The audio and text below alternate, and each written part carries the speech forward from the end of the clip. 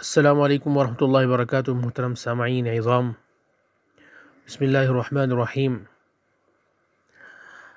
آج کے اس ہفتے کی دعا اور کچھ ضروری مسائل آپ کے خدمت میں پیش کی جاتی ہیں۔ آپ صلی اللہ علیہ وسلم کی دعاؤں میں سے ایک دعا یہ تھی: اللہم انی اعوذ بک من الخیانۃ فإنہا بئست البطانہ۔ میں دوبارہ اس دعا کو پڑھتا ہوں، سماعت فرمائے۔ اللہم انی اعوذ بک من الخیانۃ فإنہا بئست البطانہ۔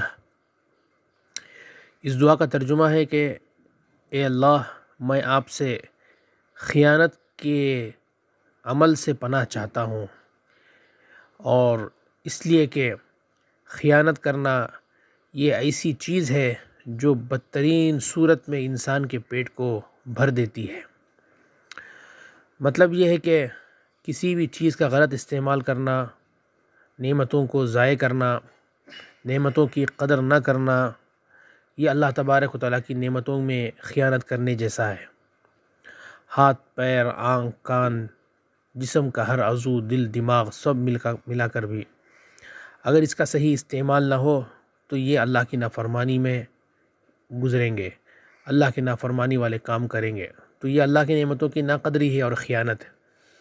اور جب انسان بہک جاتا ہے یا انسان گمراہ ہو جاتا ہے یا انسان گناہوں میں اچھی طرح ملوث ہو جاتا ہے تو اس کو گناہ ہی میں لذت محسوس ہوتی ہے، اور وہ لذت دنیا کے لیے اعتبار سے دیکھا جائے تو وہ عارضی ہے، آخرت میں اس کی سزا اور اس کا گناہ انسان کو ملتا ہے۔ تو اس لیے نعمتوں کی صحیح قدردانی کرنے والے بنیں، ہم جو ہے اللہ کی ناشکری نہ کریں بلکہ اللہ کی نعمتوں کی شکر گزاری میں اللہ کے ایک ایک نعمت کی ہم قدر کریں، اور خصوصاً وقت کی، زندگی کی، جوانی کی، صحت کی، غنا کی، مالداری کی، بے نیازی کے، جو بھی اللہ تعالیٰ نے نعمتوں کے اقسام ہمیں عطا فرمائے ہیں ان سب کا ہم صحیح معنی میں حق ادا کرنے کی کوشش کریں، اور اس کے اندر ہرگز خیانت نہ ہونے دیں۔ توبہ اور استغفار کے ذریعے سے ہمیشہ اپنے گناہوں کو اللہ تعالیٰ سے معافی مانگ کر توبہ کرتے رہیں۔ مسائل کے تعلق سے ایک مسئلہ یہ تھا کہ اگر کسی نے سر پر یا داڑھی میں مہندی لگایا ہے اور اس کو سوکھنے کے لیے رکھا ہے، اب وضو کرنا چاہتا ہے، اب وضو کریں گے تو چونکہ مہندی کا اور جو سر پہ لگایا مہندی کا حصہ ہے وہ ابھی سوکھا نہیں ہے، تو اس وضو کے وجہ سے اس وضو میں وہ اعضاء دھوئے نہیں پائیں گے، یعنی جسم کے اور چہرے کے کھال کے حصے تک، تھوڑی کے نیچے تک کا حصہ نہیں بھیگ پائے گا۔ تو اس لیے علماء نے فرمایا ہے اور علماء نے بتایا ہے کہ جو ہے اپنے بالوں کو پہلے دھو لے، اس کے بعد وضو کر کے وقت پر نماز ادا کر لے، یعنی دھونے کے بعد جب بال درست ہو جائیں، نارمل ہو جائیں، تو اس وقت وضو کر نماز پڑھی جا سکتی ہے۔ جب مہندی لگائے ہوں تو اس وقت مہندی پر وضو کیا نہیں جا سکتا، پانی پہنچنے کا راستہ مشکل ہوگا۔ دوسرا مسئلہ یہ تھا کہ اگر کسی نے 2 رکعت والی نماز یا 3 رکعت والی نماز یا 4 رکعت والی نماز میں غلطی سے 1 رکعت زائد پڑھ لی، 2 رکعت کی بجائے 3 رکعت پڑھ لیا، یا 3 رکعت کی نماز تھی 4 رکعت پڑھ لیا، 4 رکعت والی نماز تھی 5 رکعت پڑھ لیا، تو اب اس کی جو نماز زائد رکعت کے ساتھ ہوئی ہے وہ نماز باطل سمجھی جائے گی۔ باطل کا مطلب ہے انویلڈ، لہذا جو رکعت اس نے زائد پڑھی ہے وہ پوری نماز اس کو شروع سے دہرانی پڑے گی۔ مثلا 4 رکعت والی نماز تھی تو 4 ہی رکعت والی نماز کو اسے واپس دہرانا پڑے گا۔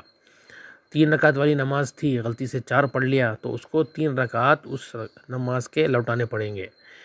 اسی طرح 2 رکعت والی نماز تھی، 3 رکعت غلطی سے پڑھ لیا تو اب 2 رکعت کی نماز اس کو واپس لوٹانا پڑے گا، چاہے نفل ہو، چاہے سنت ہو، چاہے فرض نماز ہو۔ اللہ تعالیٰ جو ہے ہم سب کو صحیح عمل کی توفیق عطا فرمائے۔ چونکہ ربیع الاول کا مہینہ چل رہا ہے تو ربیع الاول کے مہینے سے تمام امت مسلمہ کو اور خصوصاً ایمان والوں کو ایک روحانی نسبت حضور پاک صلی اللہ علیہ وسلم ہونے کی وجہ سے جو ہے یہ مہینہ بڑا مبارک کہلایا جاتا ہے کہ اس میں آپ صلی اللہ علیہ وسلم کی ولادت بھی ہوئی، اس میں آپ صلی اللہ علیہ وسلم کی وفات بھی ہوئی، اسی طرح آپ صلی اللہ علیہ وسلم کی ہجرت بھی اسی مہینے میں واقع ہوئی۔ تو یہ محققین کے اعتبار سے یہ جو ہے باتیں سامنے عرض کی جاتی ہیں۔ حضور پاک صلی اللہ علیہ وسلم کے متعلق ایک بات پوری امت مسلمہ کو، تمام ایمان والوں کو یاد رکھنا چاہیے کہ آپ صلی اللہ علیہ وسلم کے بارے میں ہمارا یہ عقیدہ ہونا چاہیے کہ آپ صلی اللہ علیہ وسلم اور ہمارے نبی حضرت محمد مصطفیٰ صلی اللہ علیہ وسلم اللہ کے آخری نبی ہیں۔ اللہ کے کیا ہیں؟ آخری نبی ہیں۔ آپ صلی اللہ علیہ وسلم کے بعد نبوت کا سلسلہ مکمل ہو چکا ہے، کوئی نبی آنے والا نہیں۔ پہلی بات تو یہ ہے کہ آپ صلی اللہ علیہ وسلم کو آخری نبی ماننا اور جاننا۔ دوسری بات ہے آپ صلی اللہ علیہ وسلم سے کامل محبت کرنا، یعنی آپ صلی اللہ علیہ وسلم کی ذات سے، اپنی جان سے، اپنی محبوب ترین چیزوں سے، اپنے خواہشات اور اپنی مرغوب تمام تر چیزوں سے زیادہ آپ صلی اللہ علیہ وسلم کو محبوب جاننا۔ تیسری بات ہے آپ صلی اللہ علیہ وسلم کی کامل اتباع کرنا، کامل اطاعت کرنا۔ آپ صلی اللہ علیہ وسلم کی جیسی زندگی تھی ویسی زندگی گزارنے کی محنت اور کوشش کرنا۔ آپ صلی اللہ علیہ وسلم کے اخلاق، آپ صلی اللہ علیہ وسلم کی سیرت کو اپنانے کی کوشش کرنا۔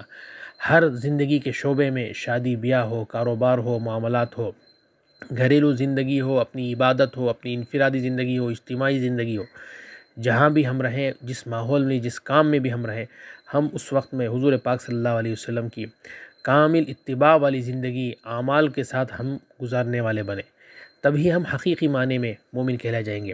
ورنہ غیر ضروری چیزوں میں اپنے اوقات اور اپنی کوشش کے لگانے سے وقت بھی، اعمال بھی، اور جو ہے اللہ کے یہاں گناہ کا ذریعہ بن سکتا ہے۔ جو ہمارے لیے بنیادی ضرورتیں حضور پاک صلی اللہ علیہ وسلم نے سکھلائی بتلائی ہیں، اس کو اپنانا، اس پر عمل کرنا زیادہ ضروری ہے۔ والسلام علیکم ورحمۃ اللہ وبرکاتہ۔